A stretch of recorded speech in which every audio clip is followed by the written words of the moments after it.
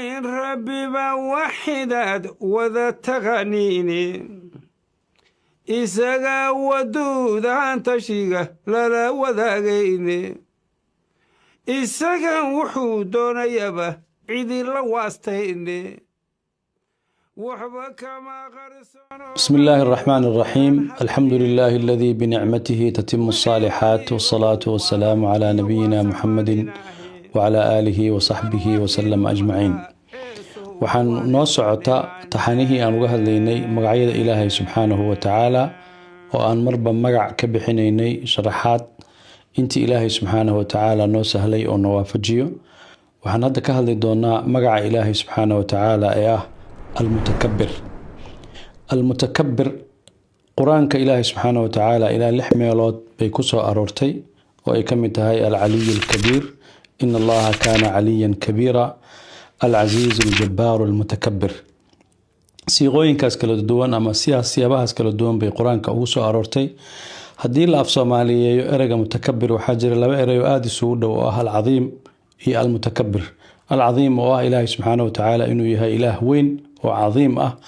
المتكبرنا هدي الأف صومالية وحا أقوله إني نقونيسو اسم هذه إلهي سبحانه وتعالى أنبا اسم هذين كرا أو حكست أوقفك بن آدم كأود ويشو مقارسي سنيسو إنو أسوق أود ديسا أو اسكم هذيو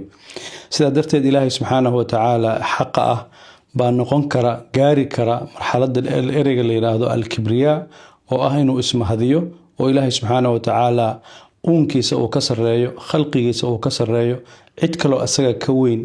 oo asaga ka awood badan oo asaga ka maamuus badan inaysan jirin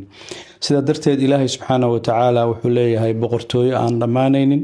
wuxuu leeyahay weynaan aan wareegaynin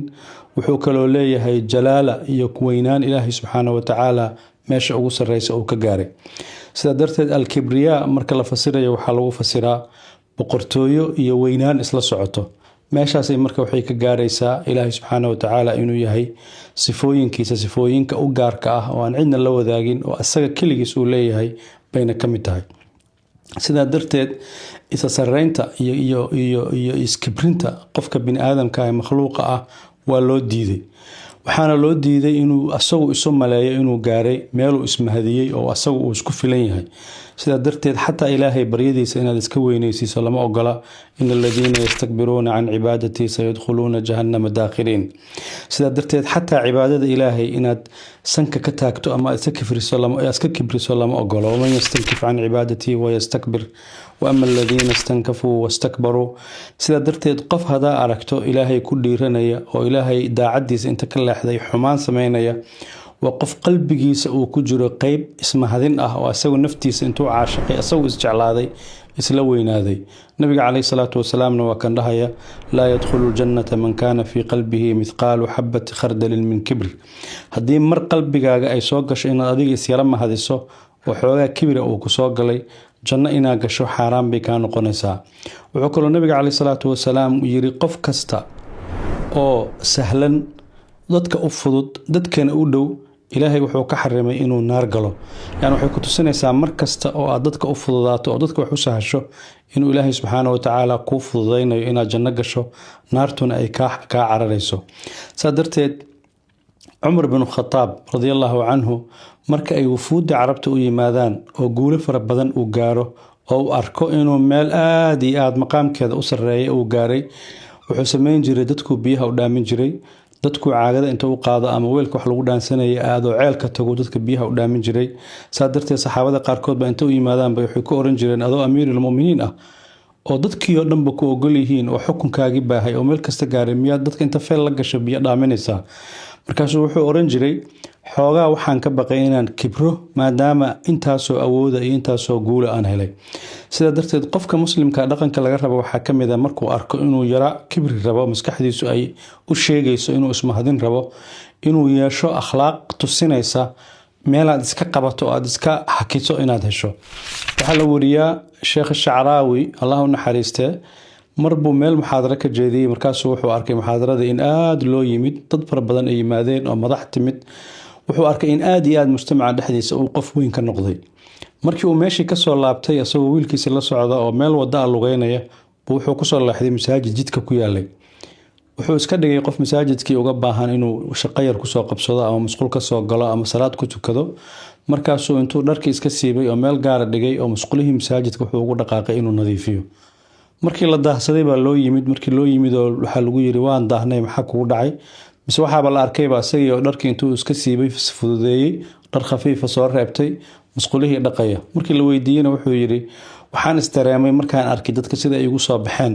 anigii xoogaa isla weynaaday oo isqaadqaadaya markaasaan waxaan damcay buu dhahay inaan nafta aan edbiyo marka sifada isla weynidu waa sifo ilaahay kaligiis uu leeyahay ilaahayna uu mutaystay oo asagoo mudnaan uu ku gaaray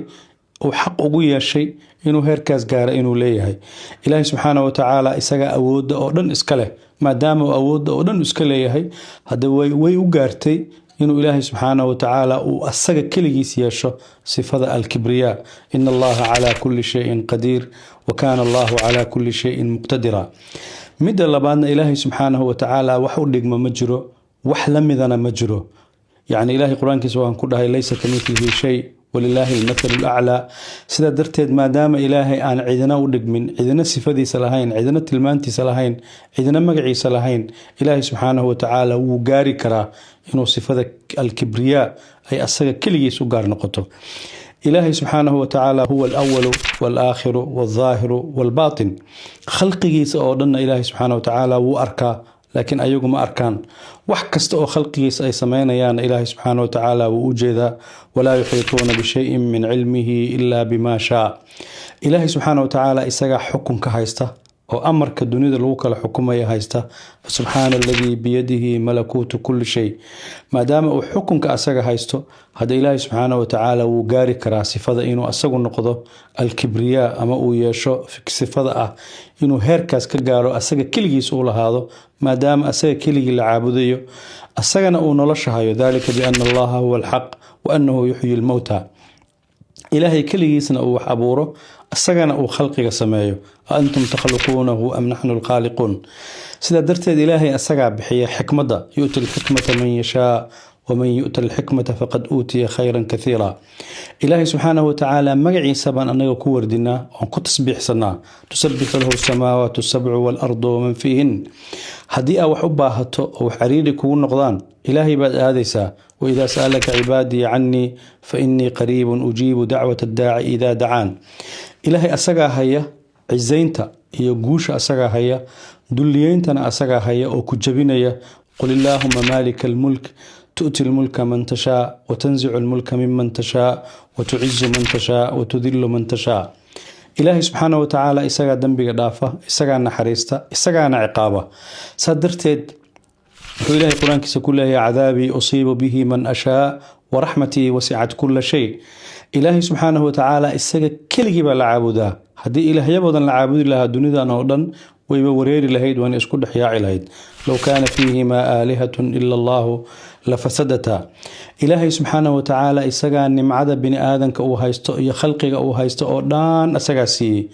mana la xisaabin karo wain tacuduu nicmat allaahi laa tuxsuuha wuxuu ilaahay subxaanahu wa tacaala gaaray waxa uu sameynayo inaan waxba laga weydiin karin laa yus'alu camaa yafcal wahum yus'aluun sidaa darteed ilaaha waxa uu sameeyay aan waxba laga weydiin karin asagaa gaari kara awoodda iyo sifada magaca ah almutakabir inuu isagu weynaado isagu ismahadiyo maadaama wuxuu sameeyo aanan waxba laga weydiinaynin ilaaha marka sifooyinkaas leh ee awoodahaas leh baa mudan inuu yeesho tilmaantan aan leenahay almutakabir adiga marka makhluuqa ah ee ilaahay subxaanahu wa tacaala abuuray ee bini aadamka ah waxaa laga rabaa adiga laftigaaga waxyaaba lagu ogol yahay baa jira inaad iska weynaysiiso ama aad ka shaqayso inaad ka weynaato waxaa ka mid a jahliga aqoon darrada inaad ka weynaataa laga rabaa ood cilmi ku bedesho qul hal yastawi aladiina yaclamuuna waaladiina laa yaclamuun waxaa kaloo lagaa doonayaa inaad ka weynaato wax kasta oo adiga sharafkaaga dhaawacaya diintaada dhaawacayo akhlaaqdaada dhaawacayo waxaa kaloo lagaa doonayaa inaad mar walba yeelato barnaamij aad uga hortegi karto isweyniinta ama kibirka ama ismahadinta waxaad uga hortegi karto waxaa ka mid a inaad noqoto qof isla xisaabtama oo isfiiriya hadba xaaladiisu meeshay marayso waxaa kaloo lagaa rabaa inaad dadka kale taladooda dhegaysato oo aad u ekaato qof tala aruursanayo waxaa kaloo lagaa rabaa inaad xasuusnaato in ilaahay subxaana wa tacaala wax walba asaga bixiyo maadaama ilaahay wax kasta asaga bixiyo adiga meelaad ku kibirto ama aad isku mahadiso maba haysatid sidaa darteed waxaa laga rabaa inaad noqoto qof khalqiga ilaahay u jilcan waxaa laga rabaa inaad noqoto qof adoonka ilaahay ah oo adoonnimadaas ay keenayso inay awooddaadaba maxduud tahay oo awooddaada awood xakamaysan ay tahay lagana rabaa dadka mu'miniinta inaad u jilcanaato inta aan mu'miniinta ahayn aad ku adkaato wallahu ta'ala a'lam wasalaamu calaykum waraxmatullaahi wabarakaatuh isaga waduudaan tashiga lala wadaagayne isagan wuxuu doonayaba cidi la waastayne waxba kama qarsoon oo qalbigu wahan hadduu yeesho wixii waliba wow waadax iyo waasac maalinaahi alwakiilu magaceeso waa warisaan dhimane